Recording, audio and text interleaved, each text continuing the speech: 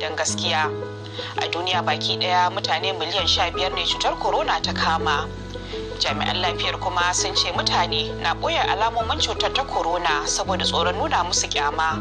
Wasu kuma sun yi ikirarin cewar cutar ma ƙarya ce kuma likitoci suna kashe marasa lafiya.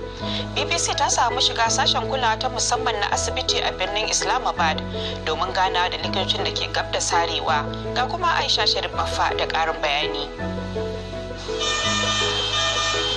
Likitoci a nan sun ce ba kawai suna yaƙi da cutar ne ba, a'a har ma da yakin bayanin da suke yi. Dole sai sun gamsar da mutane cewar cutar corona zahiri ce, kuma ya kamata su aminta da su.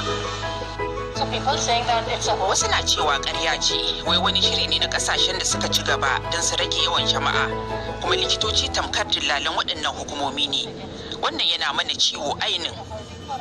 Wani binciken ra'ayoyin jama'a ya gano ɗan Pakistan ɗaya cikin 5 ya yi amannar da gangan manyan ƙasashen duniya ke yada cutar.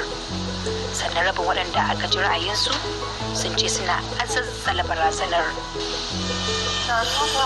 Salma ta ɗauka cutar ba wata abin damuwa ba ce har sai da ta kama ta.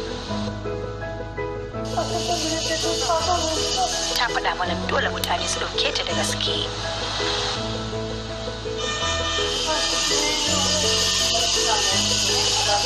Masu suka sun ce gwamnati ta gaza yaƙi da ra'ayoyin ƙarya tare da wani sabon kiwon lafiya ƙarara. Haka kuma likitoci a nan sun ce suna fuskantar muguwar barazana daga iyalan da suke kidime suna buƙatar ɗaukar gawar 'yan uwansu waɗanda ba za a bari a ɗauka ba saboda ka'idojin cutar ta corona ba. Suna yi wa dukkan tawagar barazana cewa za su dawo wata ran su kashe mu. Wani mashinyaci ma ya fito karara ya yi wa dukkan mu barazana cewa idan ya ba asibiti to sai ya karya kafar ɗayan mu. Barazana irin wannan na sa wasu likitoci a nan shiga mawuyacin hali. Wata mata ta zarge ni da kashe mahaifiyarta wadda ta mutu sakamakon cutar corona.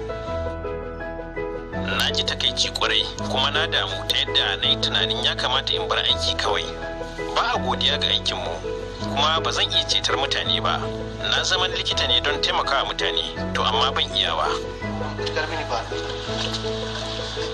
Ma'aikatan lafiya na gargaɗin cewa bukukuwan addinin da ke tafi inda ake sa ran dubban mutane za su haɗu a masallatai za su ƙara sa matsi akan tsarin kiwon lafiyar da ke faɗi tashi.